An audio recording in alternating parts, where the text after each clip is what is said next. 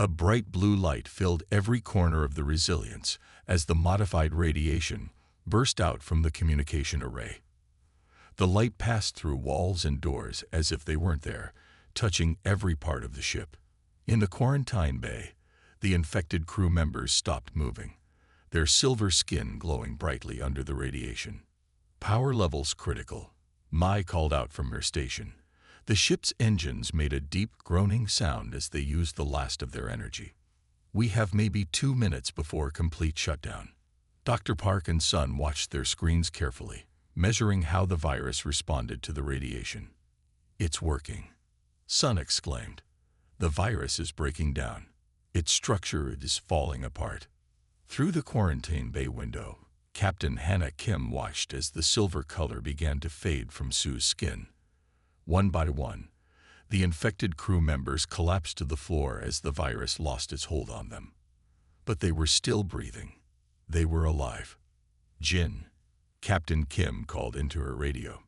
Jin, can you hear me? There was no answer from outside the ship. Captain, Mai said softly, I'm picking up his emergency beacon. He's drifting about 50 meters from the ship. On her screen, a small dot showed Jin's location in space. Captain Kim made her decision quickly. Redirect all remaining power to the rescue systems, she ordered. We're not losing anyone else today. The emergency recovery arm of the ship moved slowly through space, reaching out toward Jin's floating form. Just as the arm caught hold of his suit, the last of the ship's power died. Everything went dark and silent. For a long moment, nobody moved or spoke. Then emergency lights flickered on as the backup generators started their final sequence. The recovery arm, working on its own emergency power, pulled Jin back to the ship. When they got Jin's suit off, they found the silver spot on his glove had turned black and crumbled away. The virus was dead. In the medical bay, Dr. Park checked each crew member who had been infected. Their bodies are returning to normal, he reported happily. The virus is completely gone. Sun helped him take care of the recovering crew members, who were tired but alive. Sue opened his eyes, looking normal again. I remember everything, he said quietly. How we fought against it. How Young. He couldn't finish, but Captain Kim put her hand on his shoulder. Young saved us all, she said. He gave us the key to beating it. And Jin risked everything to finish what Young started. Communications Officer Jamun's voice came through the radio system, which was running on minimal power. Captain, I've managed to send a message to Earth. Help is coming. They'll be here in 3 days. The crew gathered in the control room, tired but happy. They had faced something that could have destroyed them all, but they had won. Not just because of their technology or their plans, but because they had stayed human. They had helped each other, sacrificed for each other, and never given up. Captain Kim looked at her crew, her family, and smiled. Let's make sure this never happens to anyone else, she said. We'll tell Earth everything we learned. About the virus, about the facility, and most importantly, about how we beat it. Together. As the Resilience drifted in space, waiting for help to arrive, its crew knew they had done more than just survive. They had shown what humans could do when they worked together, even against the scariest threats. They had proved that humanity's greatest strength wasn't in their weapons or their technology, but in their hearts and their determination to protect each other. The message from the Drachnid Empire arrived exactly 3 hours after the council meeting ended.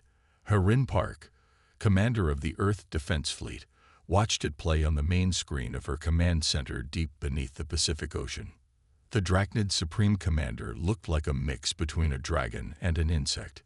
His scales gleamed metallic black, and his 4 eyes glowed red as he spoke. People of Earth, the message began. Your foolish interference in our divine mission ends now. Submit to the Drachnid Empire within 1 planetary rotation, or face complete destruction.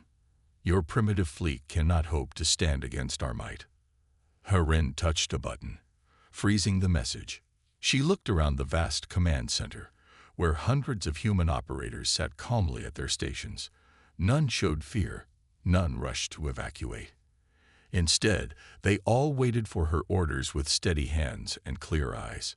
"Send the prepared response," she said simply. On screens around the world, in every human colony, and at the Galactic Council, the Earth's answer appeared. It was just 3 words: "Come and try." The Drachnid Empire's response was quick. Their battle fleet, 5,000 ships strong, jumped into the solar system. They appeared beyond Mars, their ships forming the traditional Drachnid attack arrow. Harin walked to the central platform of the command center. Above her, a perfect hologram of the solar system showed every ship, every station, and every defensive position. She pressed her hand against the DNA reader and spoke clearly. "This is Fleet Commander Harin Park. Authorization. Sleeping Giant Protocol. Phase 1. Across the solar system, things began to change. The asteroid belt shimmed as thousands of hidden weapon platforms dropped their cloaking fields. The gas giants Jupiter and Saturn rippled as massive energy shields activated, revealing city-sized defense stations that had been hidden for centuries. On Earth, Kitali, the defense minister, sat in his office watching the same hologram. His computer chimed with an incoming call from Ambassador Du-Won Kim. "It's starting," Du-Won said without greeting. "The council is in chaos. The Meridians are demanding to know how we hid so much technology." The Axtol ambassador actually cracked in shock. Keita smiled. They're about to be even more surprised. Commander Park is activating Phase 1. In space, the Drachnid fleet advanced confidently toward Earth. Their sensors showed the human defenses, but their commanders felt no worry. Even with the revealed platforms and stations, human technology was supposed to be centuries behind theirs. They were wrong. Harin touched another control.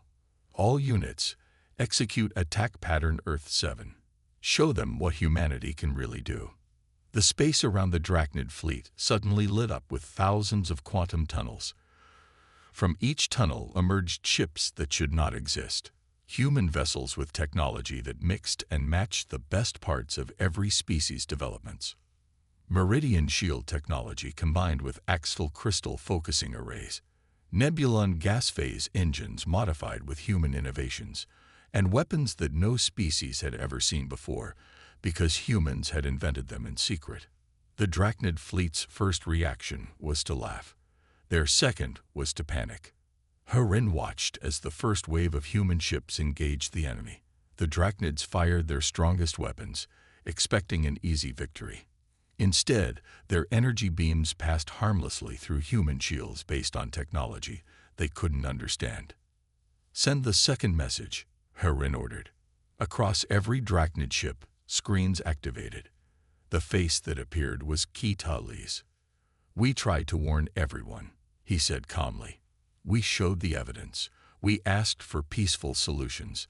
Now you will learn why humans spent centuries pretending to be weaker than we are. This is your last chance to retreat." The Drachnid fleet's only response was to fire again. Harin nodded slowly. "Very well. All units, commence Phase 2. Let's show them what humanity has been hiding all these years." The real battle was about to begin. Deep within Mount Fuji, in a laboratory that officially didn't exist, Ji-Hu Yang watched the battle unfold on his quantum displays. Around him, hundreds of scientists and engineers monitored their systems as humanity's greatest secrets were finally revealed to the galaxy. "Project Prometheus status?" he asked, his voice calm despite the excitement in the air. Sun Li-Choi, his head of AI integration, looked up from her station. Her hands moved quickly over the holographic controls as she checked their most advanced system. "All AI cores are running perfectly," she said. "The quantum network is linking our ships faster than any alien communication system. Every lesson we learned from studying alien technology over the last 200 years is working exactly as planned." Ji-Hu nodded and walked to the central platform. The room's lights dimmed as he activated the main display, showing a complete view of the solar system. Thousands of green dots represented human ships, while red dots showed the Drachnid fleet. As he watched, The red dots began to disappear one by one. "Send the activation code to all hidden research bases," he ordered. "It's time to show them everything." Across the solar system, secret facilities began to power up. Under the ice of Europa, massive factories that had been building ships for decades revealed themselves. In the clouds of Venus, hidden research stations dropped their cloaking fields. Even on Mars, entire cities that had been disguised as natural formations showed their true nature. Each facility represented a different aspect of human innovation. While aliens thought humans were struggling to understand basic space travel, these bases had been combining technologies in ways no other species had imagined. "Sir," Sunmai called out, "the Drachnids are trying to adapt their shields to our weapons." Jehu smiled. "Let them try. Every weapon we're using was designed to counter technology we knew they had. But they've never seen anything like our hybrid systems." On his screen, he could see the truth of his words. Human ships were using shields that combined meridian energy fields with Earth-designed quantum mechanics. Their weapons mixed axial crystal technology with human innovations in plasma physics. Even their engines used principles from 5 different species, all improved by human engineers. "They're sending in their elite forces," another scientist reported. 300 dreadnoughts, their best ships." "Perfect," Jehu said. "Sunmai, activate the AI battle network. Show them why we spent 50 years studying every piece of alien technology we could find." Sunmi's fingers danced over her controls. In space, human ships suddenly began moving in perfect coordination. The AI network linked them all together, sharing data and adapting strategies faster than any organic commander could think. The Drachnid dreadnoughts fired their planet-killer weapons, expecting to destroy the human fleet. Instead, their beams hit shields based on technology they'd never seen before. Human ships didn't just block their attacks. They absorbed the energy and used it to power their own weapons. "Message from Commander Park," Sunmai announced. "Phase 2 is complete. She's asking if we're ready for Phase 3. Jehu looked around the room at his team. For generations, they had worked in secret, improving and combining alien technologies while pretending to be far less advanced than they really were. Now, finally, they could show the galaxy what humanity had achieved. "Tell her we're ready," he said. "It's time to show them our real achievements. Activate all systems. Let's give them something they'll never forget." The best part of humanity's plan was about to begin. Tae-Sung Kang stood on the bridge of the Earth battleship Titan, watching as the Drachnid ships tried to regroup. As the Special Operations Commander, he had spent years preparing for this moment. Now he would show the aliens why humans had always smiled politely when they called Earth's military weak. "Enemy fleet is forming a defensive sphere," his tactical officer reported. "They're protecting their command ships." "Just as we expected," Tae-Sung said. He opened a channel to all human ships in his battle group. "This is Commander Kang. Execute Formation Dawn." The human fleet moved with perfect precision. Their ships, which the Drachnids had dismissed as primitive, suddenly split into smaller units.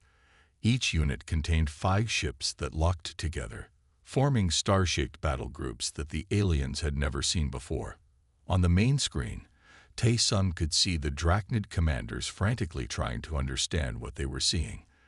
Their scans would show them impossible things. Human ships using technology that shouldn't work together, but somehow did. "Sir," his science officer called out, "the Drachnids are powering up their main weapons. Energy readings are off the charts." Tae-Sung nodded calmly. "Let them waste their power. Activate the absorption fields." The Drachnid fleet fired their strongest weapons all at once. Beams of energy that could crack planets shot toward the human ships. But when the beams hit the human vessels, something strange happened. Instead of exploding or being destroyed, the human ships began to glow. "Energy absorption at 90%, the science officer reported with a smile. "Better than we tested in simulations." Tae-Sung opened a channel to Fleet Commander Harin Park's command center. "Phase 3 is working perfectly, Commander.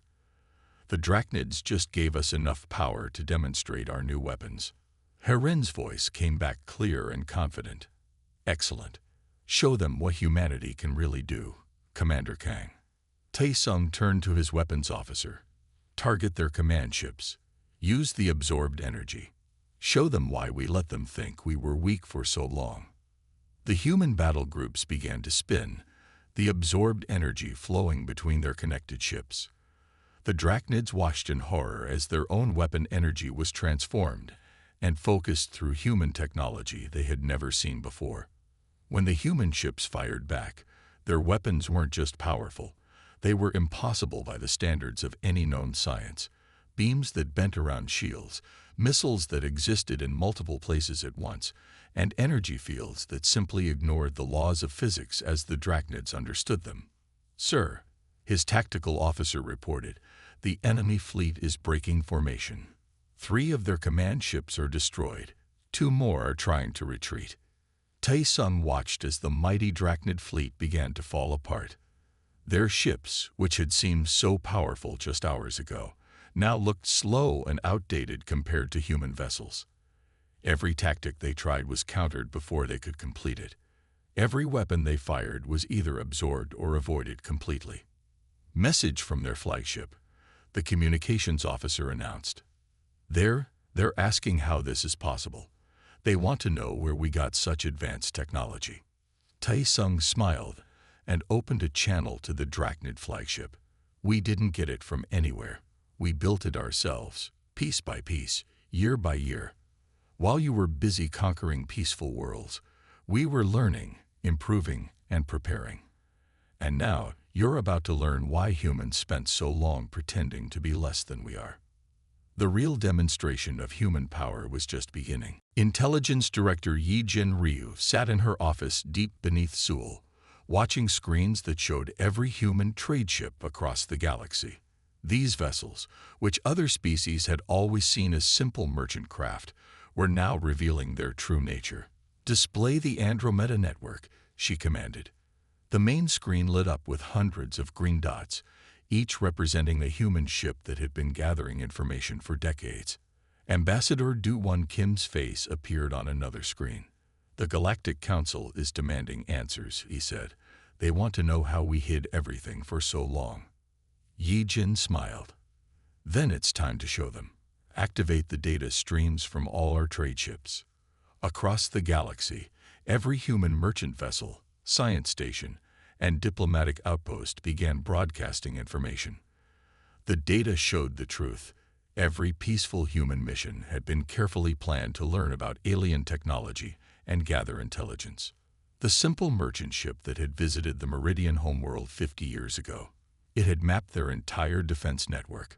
The human scientists who had humbly asked to study Axtal crystal technology. They had discovered ways to improve it that the Axtal had never imagined. Send the files to the council, Yi-Jin told Do-Won.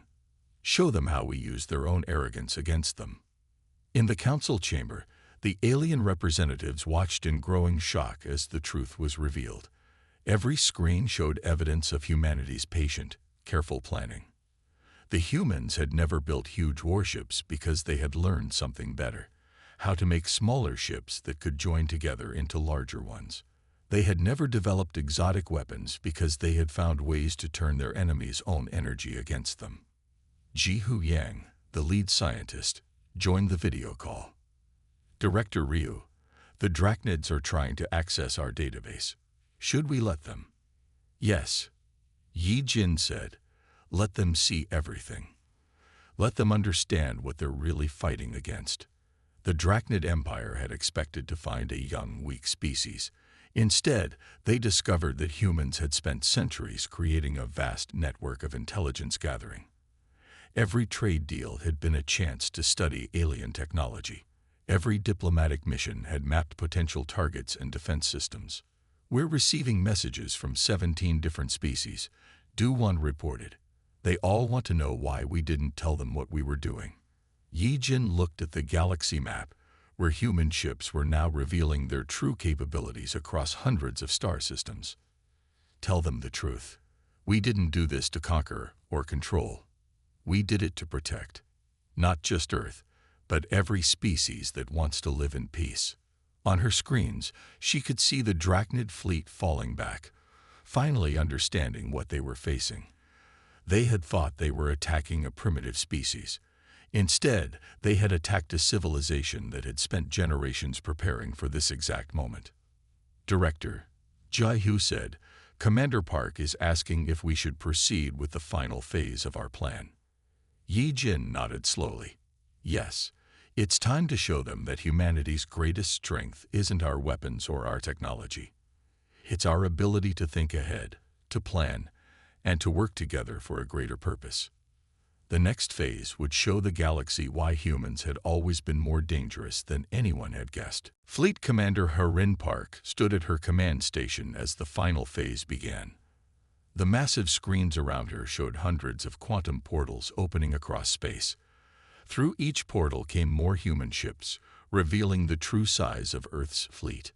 Min Ho-baek, her fleet tactician, worked quickly at his station. His hands moved across the holographic controls as he directed the complex dance of ships and weapons.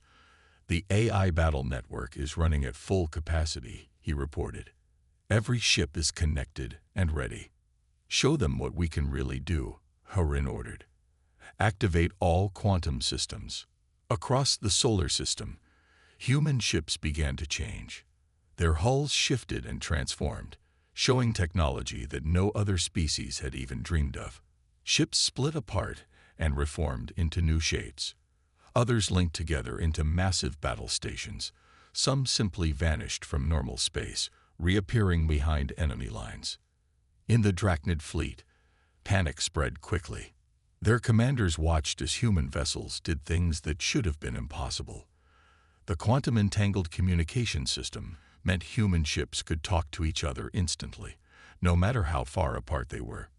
The AI battle network let them fight as one perfect unit, thinking and moving faster than any organic crew. "They're trying to retreat," Minho said, watching the enemy fleet's movements. "Their fastest ships are turning around." Harin nodded. "Let them see this next part. Sunmai, activate the space-time weapons." In her laboratory, Sun Ma Choi pressed her hand against the final control panel. Lights flashed across her screens as the most advanced human weapons came online. These weren't simple lasers or plasma cannons. These weapons could bend the fabric of space itself. The Drachnid ships tried to escape into faster-than-light travel, but human weapons reached out and caught them, trapping them in bubbles of twisted space-time. Other ships found themselves suddenly moving in slow motion, caught in fields where time itself moved differently. "Message from the Drachnid flagship," Minho announced. They're begging to know how we built all this." Harin opened a channel to the enemy commander. On her screen, she could see the fear in all four of his eyes. "We built it by being patient," she explained. "By watching. By learning. Every time you conquered a peaceful world, we studied how you did it. Every weapon you used, we found a way to counter it. We spent centuries preparing for this day." The Drachnid commander's scales had turned pale. But you were primitive. Your ships were basic. Your weapons were simple. "We showed you what we wanted you to see," Harin said. "While you were laughing at our primitive technology, we were building things you couldn't imagine. We needed you to underestimate us. It made this moment possible." Around them, space itself seemed to twist and bend as human weapons reshaped reality. Ships that had once seemed weak now controlled the battlefield completely. The mighty Drachnid Empire, which had threatened to destroy Earth just hours ago, was now trapped and helpless. "Commander Park," Minho called out, "all enemy ships are either captured or disabled. The battle is over. We won." Harin looked at the battlefield displayed on her screens. Humanity had revealed its true power at last. But this wasn't the end. This was just the beginning of something much bigger. "Send word to all ships," she ordered. "Prepare for Phase 7. It's time to show the galaxy that humanity's greatest power isn't our weapons. It's what we choose to do with them." Jin Ah Song, commander of Earth's diplomatic corps, walked through the great hall of the Galactic Council. The room had changed since the morning. Where there had been whispers and dismissive looks, now there was respectful silence. Every alien representative watched her with new eyes. Ambassador Du-1, Kim stood at the central platform, waiting for her. Behind him, massive screens showed the defeated Drachnid fleet surrounded by human ships. But these ships were no longer in battle formation. Instead, they were helping damaged Drachnid vessels, providing medical aid to injured crew members. "The Council is ready," Du-1 said quietly. "They've seen our power. Now show them our wisdom." Jinnah nodded and stepped onto the platform. Her voice carried clearly through the silent chamber. "Members of the Galactic Council, today you have seen what humanity can do. You have seen our weapons, our technology, our strength. But now we will show you something more important, our purpose." The screens changed to show new images. Human ships were opening quantum portals to every world the Drachnids had conquered. But they weren't attacking. They were bringing help. Medical ships, food supplies, reconstruction teams, everything needed to rebuild. "We didn't develop our technology to conquer," Jinnah continued. "We developed it to protect, not just ourselves, but all species who wish to live in peace." Defense Minister Kitali's image appeared on the main screen. "For centuries, we watched as peaceful worlds were destroyed. We learned from each attack. We prepared, not for revenge, but for the day we could stop it from happening again." The council chamber was completely silent as Jinnah revealed humanity's true plan. "We propose a new alliance, not built on fear or power, but on cooperation and mutual protection. Every world that wants to join will receive our technology, our knowledge, our help." "But why?" asked the Meridian ambassador. "Why share such power when you could rule?" Jinnah smiled. "Because ruling through fear only creates more fear. We want partners, not subjects. Friends, not servants. The Drachnid Empire tried to rule through power alone, and look where that led them." The screen showed more images. Human scientists were already sharing their advances with medical teams from other worlds. Engineering crews were teaching others how to build the new technology. Everything humanity had developed in secret was now being offered freely to those who would use it wisely. "This is humanity's true power," Jinnah explained. "Not our weapons or our ships, but our understanding that real strength comes from working together. We hid our capabilities not out of fear, but because we needed to be ready for this moment. The moment when we could help create something better than an empire." Du-1 stepped forward. "The choice is yours. Join us in building a galaxy where no species needs to fear destruction, where technology serves peace, not war, where strength protects the weak instead of threatening them." One by one, the council members began to stand. First the Meridians, then the Axtal, then others. Soon, the entire chamber was on its feet. The real victory wasn't winning the battle. It was what humanity chose to do after winning. 1 month after the battle, Ambassador Du-1, Kim stood once again before the Galactic Council. This time, the chamber was different. Representatives from 50 new species had joined, including several that had once been part of the Drachnid Empire. Even the Drachnids themselves had sent a new ambassador, one who spoke of peace instead of conquest. Looking back, Du-1 began. "Many have asked why Earth kept its true power hidden for so long. The answer is simple. We were waiting for the right moment. Not to show our strength, but to prove our wisdom." The main screen showed images from across the galaxy. Human ships working alongside alien vessels to rebuild destroyed worlds. Earth's scientists teaching other species how to use the new technology safely. Former enemies learning to work together for the common good. Fleet Commander Harin Park's ships now carried teams of engineers and medical workers instead of weapons. They traveled to worlds that needed help, offering knowledge instead of threats. The mighty fleet that had defeated the Drachnid Empire had become a force for healing and growth. Some feared we would become the new empire, Du-1 continued. They thought we would use our power to rule, But humanity learned something important during our centuries of preparation. True power isn't about controlling others. It's about helping them grow stronger. In his laboratory, Ji-Hu Yang worked with scientists from 20 different species. Together, they were developing new technologies that combined the best ideas from every civilization. The quantum computers that had once guided weapons now helped solve problems of hunger, disease, and environmental damage. Intelligence Director Yi Jin-Ru's network of ships still watched the galaxy, but with a new purpose. They looked for worlds that needed help, for species ready to join the growing alliance, for ways to prevent conflicts before they could start. 1 month ago, Du Wan said, every species remembered the day humans showed their true power. But what they remember isn't our weapons or our technology. They remember what we chose to do with that power. He gestured to the assembled representatives. Look around this chamber. Former enemies sit together, working for peace. Species that once fought over resources now share technology that makes those resources unlimited. Civilizations that feared each other now learn from each other. The Drachnid ambassador stood up. His scales, once black with aggression, now shone with a peaceful blue color. We thought power meant the ability to destroy, he said. Humans showed us it means the wisdom to create instead. Do-Won smiled. That is humanity's true strength.